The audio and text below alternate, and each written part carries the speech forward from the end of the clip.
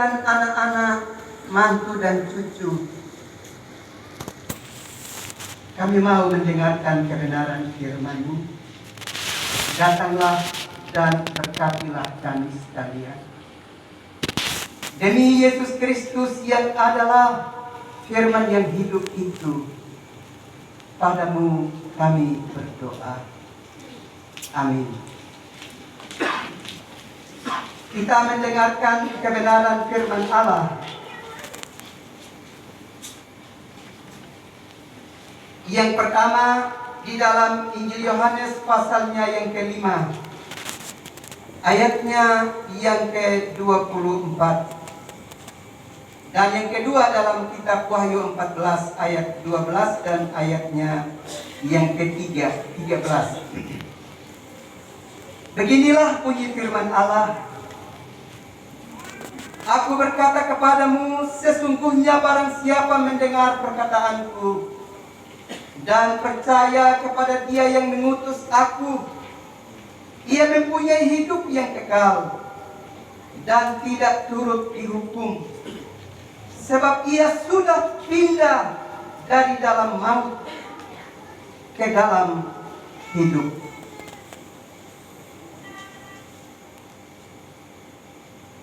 Wahyu 14 ayat 12 dan 13. Yang penting di sini ialah ketekunan orang-orang kudus yang menuruti perintah Allah dan iman kepada Yesus.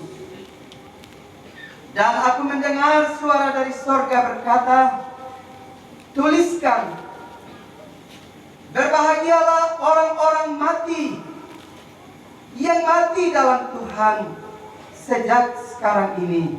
Sungguh kata Roh, supaya mereka boleh beristirahat dari jerih lelah mereka, karena segala perbuatan mereka menyertai mereka.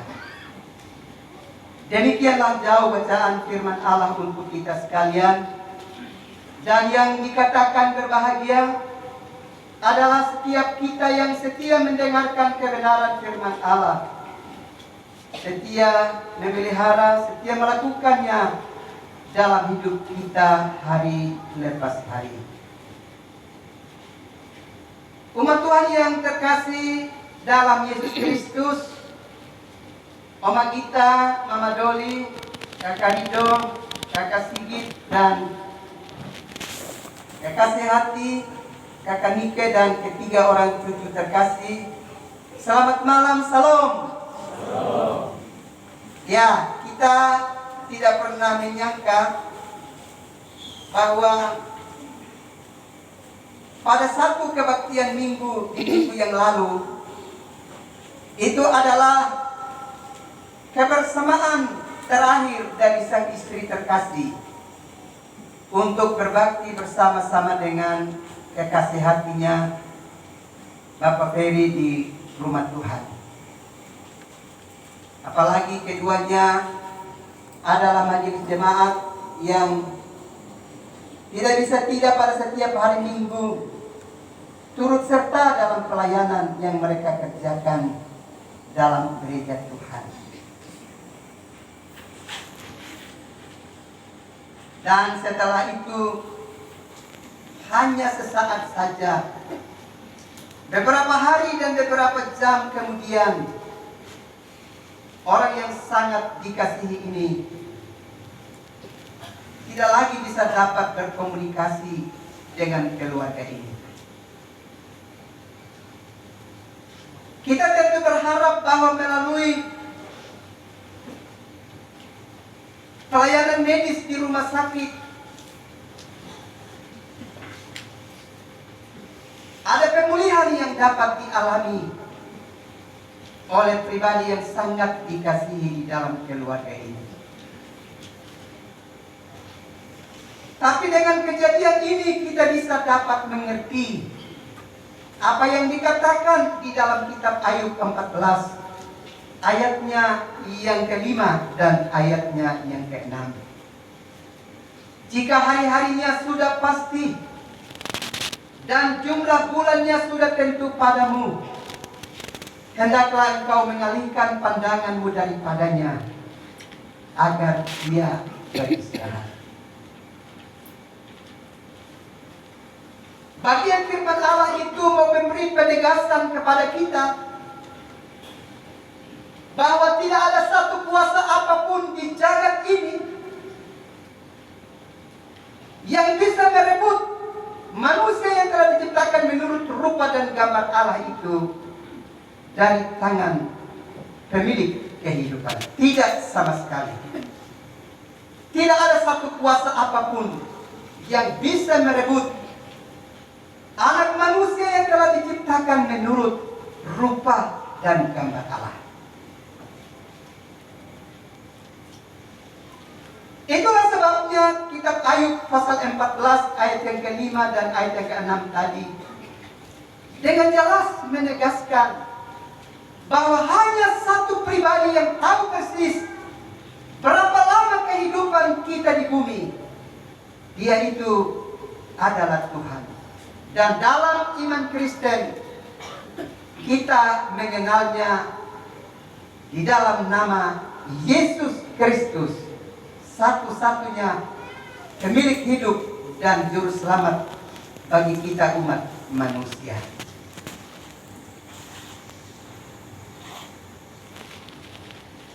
Bapak Ibu saudara-saudara yang terkasih di dalam Yesus Kristus, tentu setiap kita yang mengenal pribadi yang satu ini masing-masing bisa dapat terkisah tentang kenangan-kenangan hidup bersama. Saya baru mengenal Bapak Ferry ketika dia menjadi camat di Kupang Tengah. Karena waktu itu saya menjadi pelayan di wilayah di mana Bapak Ferry berperan sebagai pimpinan wilayah pada waktu itu. Orangnya sangat tegas dan setia menghadiri setiap undangan di mana dia diminta oleh setiap keluarga urusan pernikahan dan lain sebagainya. Dia pasti akan hadir dan memberi pikiran-pikiran yang berarti untuk kelanjutan hidup rumah tangga baru. Dan sebagai pendeta waktu itu, saya melihat bahwa wah, ini pribadi luar biasa. Dia benar-benar mempunyai hati bagi rakyat, di mana dia diberi kepercayaan untuk melaksanakan tugas dan tanggung jawabnya.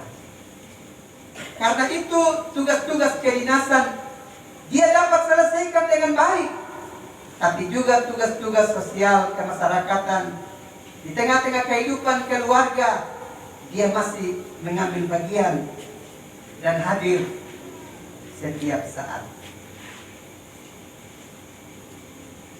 Dan ternyata tidak menyangka bisa berjumpa dengan Bapak Ferry di jemaat Koinonia Guanino, menjadi teman sekerja pelayanan. Tapi pengenalan itu hanya beberapa saat saja, karena ternyata yang bersangkutan sudah tidak ada lagi. Pada Natal tahun 2021, ternyata keluarga ini mengunjungi saya di Kaniki untuk berbagi kasih dengan saya. Waktu itu ternyata Bapak Ferry dan Mama ada di atas mobil tapi tidak turun.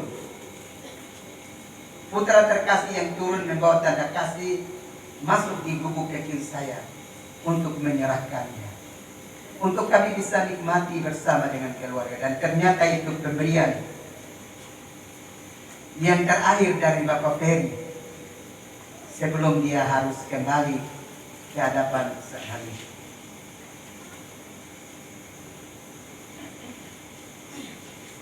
Bapak Mama, saudara-saudara yang terkasih dalam Yesus Kristus, semua kita tentu punya kenangan tersendiri. Apalagi Mama Doli, Kakak Rido, Kakak Sigit, Oma terkasih, cucu-cucu. rasanya tidak bisa dapat dilukiskan semua hal yang telah teralami bersama dalam kurun waktu pemberian Tuhan. Tapi pada akhirnya kita harus mengerti bahwa memang relasi di antara kita suami istri, orang tua anak, opa cucu, tetangga dan teman-teman sekerja, itu ada batas waktunya. Dengan demikian waktu pemberian itu mesti dapat kita jalani secara baik ketika Tuhan kasih beri kepercayaan kepada kita untuk menjalani waktu pemberian dimaksud. Itulah yang kita baca di dalam Wahyu pasal 14 ayat yang ke-12 tadi. Yang penting di sini ialah ketekunan orang-orang kudus yang menuruti perintah Allah dan iman kepada Yesus. Untuk ayat yang ke-12 ini paling kurang ada 3 pesan utama bagi semua kita. Bahwa Allah sudah mengerjakan bagiannya dan Allah kerjakan tuntas melalui pengorbanan Yesus Kristus, dan karenanya memindahkan kita dari dalam maut ke dalam kehidupan kekal. Dalam Injil Yohanes pasal yang ke-5 ayat yang ke-24 tadi. Itu bagian yang telah Allah kerjakan bagi setiap kita umat percaya di tengah-tengah kehidupan dunia ini.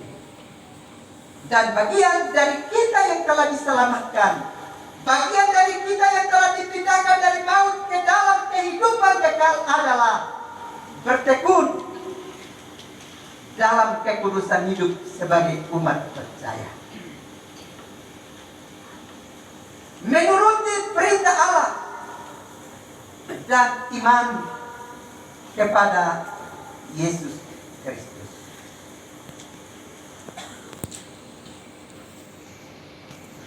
Kalau kita belajar di dalam Efesus pasal 1 ayat 3 sampai dengan ayat yang ke-14,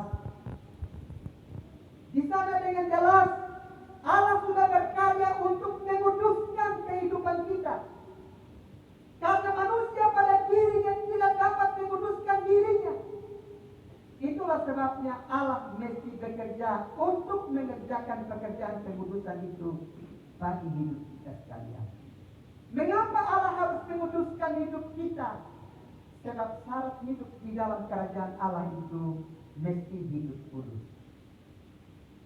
Kalau kita belajar di dalam Mazmur pasalnya yang ke-15 dan Mazmur pasalnya yang ke-24, setiap orang yang mau datang kepada Tuhan, dia mesti menghampiri Tuhan dalam tangan yang bersih dan hati yang murni.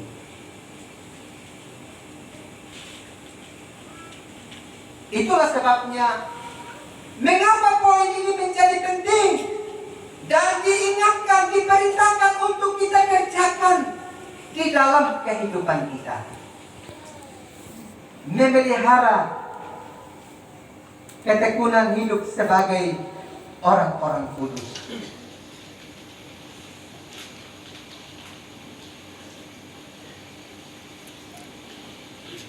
Yang namanya hidup kudus itu hidup yang dikhususkan untuk Tuhan. Hidup yang mau dijalani sesuai dengan kehendak Tuhan, sesuai dengan apa yang diperintahkan oleh Tuhan bagi kehidupan kita. Ini yang harus kita kerjakan sebagai orang-orang yang telah diselamatkan oleh Tuhan dan dipindahkan dari kerajaan maut ke dalam kerajaan kekal bersama dengan Yesus Kristus.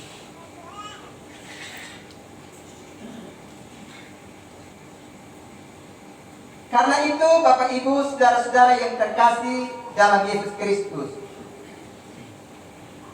kalau kita sedang diberi kepercayaan untuk menjalani kehidupan ini di bumi dan melakukan berbagai aktivitas di dalam hidup kita, kita harus benar-benar memelihara kekudusan itu di dalam hidup kita. Sadar bahwa kita adalah orang-orang yang telah diselamatkan. Dan karena itu jangan pernah kita menyimpang ke kanan atau ke kiri. Kalau kita belajar di dalam Yosua pasalnya yang pertama, ayat yang ke-7 dan ayatnya yang ke-8 dan ayat yang ke-9. Pada saat Yosua diberi kepercayaan untuk memimpin bangsa Israel menggantikan Musa supaya bisa menyeberangi Sungai Yordan untuk merebut kota Yeriko dan selanjutnya nanti menduduki Kanaan. Ada pesan bagi pemimpin baru itu. Hanya kuatkan dan teguhkanlah hatimu. Jangan menyimpang ke kanan dan ke kiri, supaya engkau berhasil. Bapak Ibu, saudara-saudara yang terkasih di dalam Yesus Kristus, itu ada kaitannya dengan memelihara kekudusan hidup sebagai orang-orang yang menerima mandat dari Allah dan yang telah diselamatkan oleh Tuhan, yang telah dipindahkan dari dalam maut ke dalam kehidupan kekal.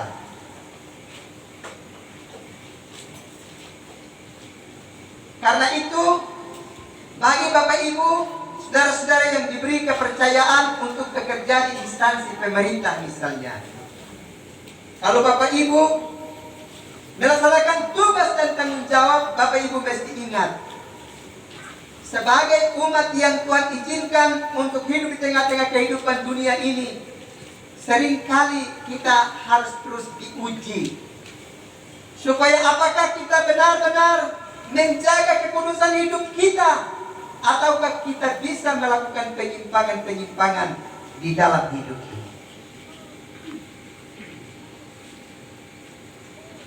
Sekali lagi, perhatikan baik-baik Wahyu 14 tadi ayat yang ke-12. Yang penting di sini ialah ketekunan orang-orang kudus.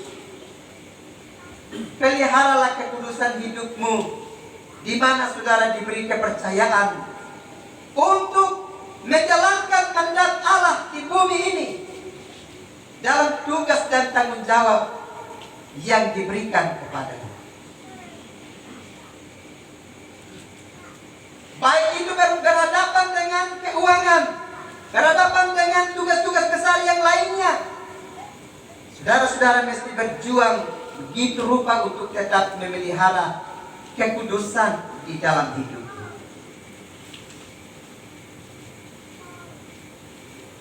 Kita akan diuji dalam banyak hal di dalam hidup ini.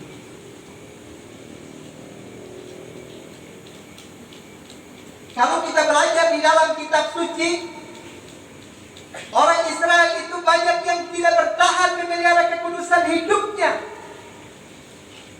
Ada yang gagal dalam hubungan dengan hal-hal material, tetapi ada yang gagal terkait dengan tuntutan kebutuhan biologis. Tidak mampu memelihara kekudusan hidup dan tekun menjalani itu sepanjang waktu. Kita ingat misalnya Raja Daud dan istri Potifar. Dua-duanya ternyata mengalami kegagalan dalam hidup mereka dalam memelihara kekudusan hidup. Pada saat Daud berhadapan dengan wanita cantik, dia noe. Dia jatuh, dia rubuh. Pada saat istri Potifar berhadapan dengan laki-laki ganteng, dia rubuh. Dia mengalami kehancuran. Tidak mampu mempertahankan kekudusan hidup sebagai orang-orang yang telah diselamatkan oleh Tuhan untuk dipindahkan dari dalam maut ke dalam kehidupan kekal. Dan kita harus ingat bahwa setiap kita yang tidak mampu memelihara kekudusan hidup kita dan hanya mau terlibat dalam perbuatan-perbuatan fasik, maka sesungguhnya kita sedang menjadikan diri kita seperti jerami kering yang siap masuk dalam Malayaki pasalnya yang keempat ayat yang pertama. Kalau kita belajar di dalam Malayaki pasal 4 ayat yang pertama dengan jelas dikatakan, orang-orang yang gemar dan terlibat dalam perbuatan-perbuatan fasik sedang menjadikan dirinya seperti jerami kering, dan karena itu akan hangus terbakar sampai akar-akar dan dahan-dahan tak satu pun dapat ditinggalkan, seluruhnya menjadi debu. Karena itu kita mesti perhatikan dengan baik. Mengapa kita harus memelihara kekudusan hidup kita dan mengerjakan perbuatan-perbuatan yang berkenan kepada Tuhan?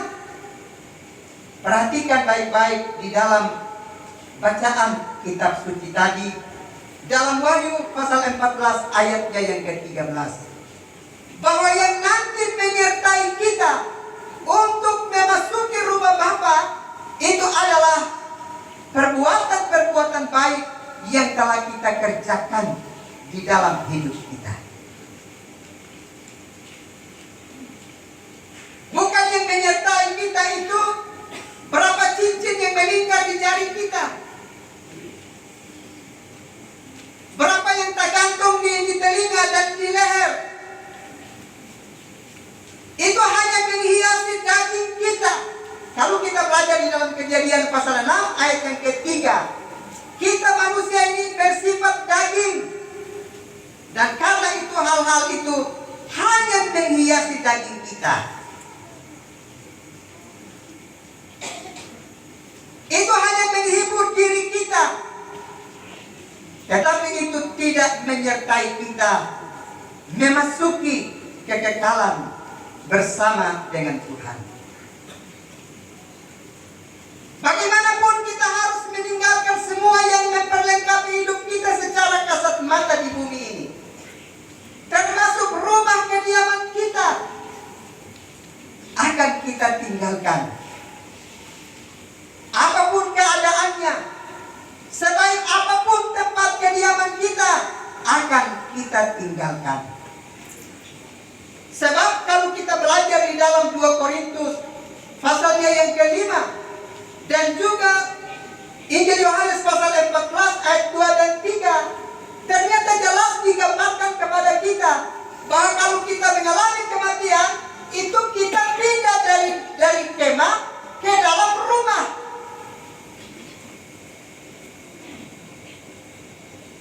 Itulah sebabnya yang perlu kita persiapkan adalah ketekunan hidup orang-orang kudus yang menuruti perintah Allah dan iman kepada Yesus Kristus.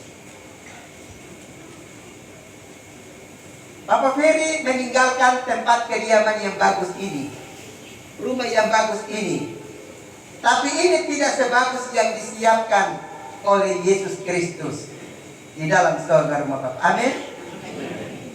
Ini rumah ini dikerjakan oleh tukang-tukang di bumi, tapi rumah yang di surga itu disiapkan langsung oleh Sang Juru Selamat, oleh Yesus Kristus sendiri. Sehingga kalau 2 Korintus pasal yang ke-5 bicara tentang bahwa kemah kediaman kita di bumi ini akan dibongkar, Tuhan Yesus bilang tidak apa-apa, bongkar saja. Dan rumah beta sosial. Karena semua yang percaya kepadaku harus hidup bersama-sama dengan aku di dalam rumah yang telah disiapkan, supaya mereka bisa melihat kemuliaanku secara langsung. Dalam Injil Yohanes 17 ayatnya yang ke-24.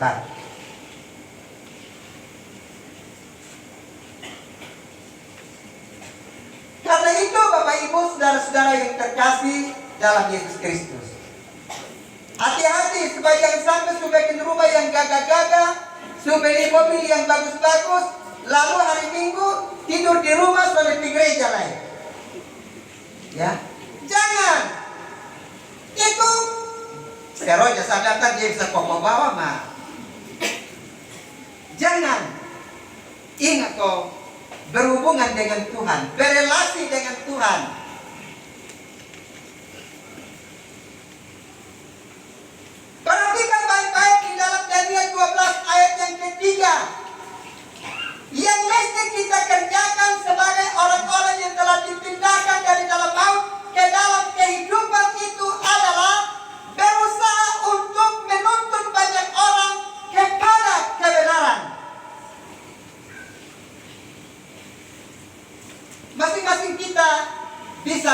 berefleksi.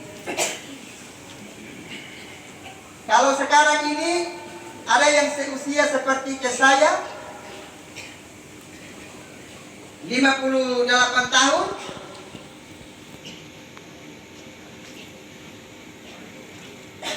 berapa banyak waktu yang telah kita gunakan untuk membawa orang-orang datang kepada Tuhan, menuntun mereka untuk hidup di dalam kebenaran. Dan berapa banyak waktu yang telah kita gunakan yang membuat ada orang yang meneteskan air mata karena perilaku kita yang kurang begitu menolong. Berapa banyak di antara mereka yang menangis di dalam kehidupan mereka gara-gara karena satu pribadi yang melakukan hal-hal yang tidak bertanggung jawab di dalam hidup ini.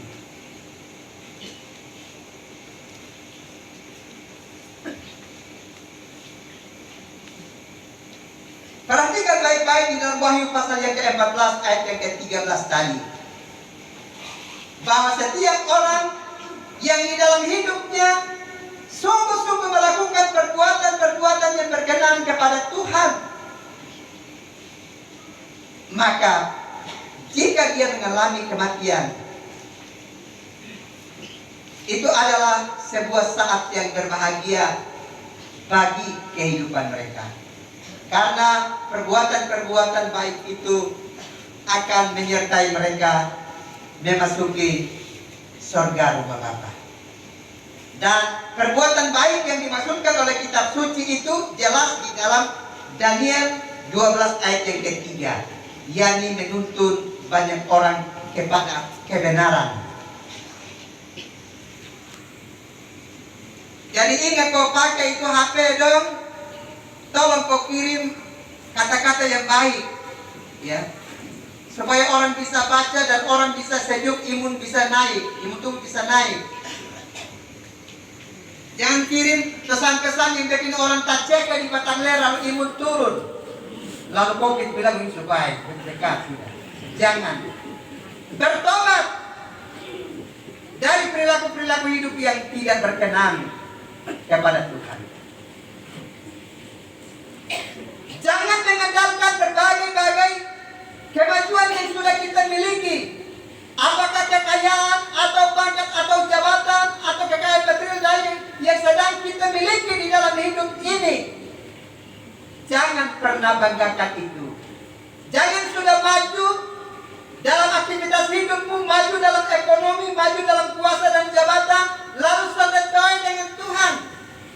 Jangan. Ingat baik-baik di dalam Ulangan pasal 6 ayat 10 sampai dengan ayatnya yang ke-12. Di sana dikatakan begini. Ingat, kalau kosong pengurus baik, sudah diisi dengan barang-barang yang baik, makan minum su enak, hati-hati sepanjang lupa beta. Itu ada pesan. Karena itu ingat baik-baik ini di dalam kehidupan kita. Kepada mama dan anak-anak serta oma, percayalah bahwa dalam hari-hari hidup dari Bapak Ferry, dia telah berjuang juga untuk menuntun banyak orang datang dalam kebenaran. Ini telah dia kerjakan dalam hari-hari hidupnya. Itu berarti kita percaya bahwa dia pindah dari dalam maut ke dalam kehidupan kekal. Dia tidak menjadi bagian di dalam maut. Karena setiap orang yang benar-benar percaya kepada Yesus Kristus, itu kalau mati pindah dari dalam maut ke dalam kehidupan kekal. Dan kalau mati berarti kasih tinggal kemah, lalu masuk di rumah yang disiapkan oleh Yesus Kristus sendiri. Kepada Mama Doli dan anak-anak, mantu dan cucu, rumah ini harus tetap menjadi mesbah doa bagi Mama dan anak-anak, mantu dan cucu. supaya Allah terus bertata di atas puji-pujian dari mama bersama dengan anak-anak dan cucu. Dan ingatlah, kalau kita belajar di dalam pertama Tesalonika pasalnya yang keempat, Yesus Kristus yang adalah Sang Juru Selamat itu akan melangsungkan reuni akbar, sehingga kita akan berjumpa dengan orang-orang yang kita kasihi di dalam sorga rumah Bapa, dan perjumpaan kita itu bersifat tetap dan kekal. Sekarang ini memang sementara, karena memang kita masih mengenakan daging dalam Kejadian 6 ayat yang ketiga. Tetapi setelah kita mengalami kematian dan memasuki babak baru, dan Allah berkarya dengan begitu hebat untuk mengenakan kita tubuh yang baru, yang cocok dengan tubuh kemuliaan dalam sorga, kita akan berjumpa secara kekal dan tetap bersama-sama dengan orang-orang yang kita kasihi. Karena itu yang penting di sini ialah ketekunan orang-orang kudus yang menuruti perintah Allah dan iman kepada Yesus Kristus. Ini yang harus kita kerjakan senantiasa di dalam hidup ini. Kita percaya Allah pasti akan memperlengkapi Mama Doli bersama dengan anak-anak, mantu dan cucu untuk tetap berakar di dalam Tuhan, sehingga kelak akan ada perjumpaan dalam sorga rumah Bapa bersama dengan orang-orang yang dikasihi. Tuhan memberkati keluarga dan memberkati kita sekalian. Amin.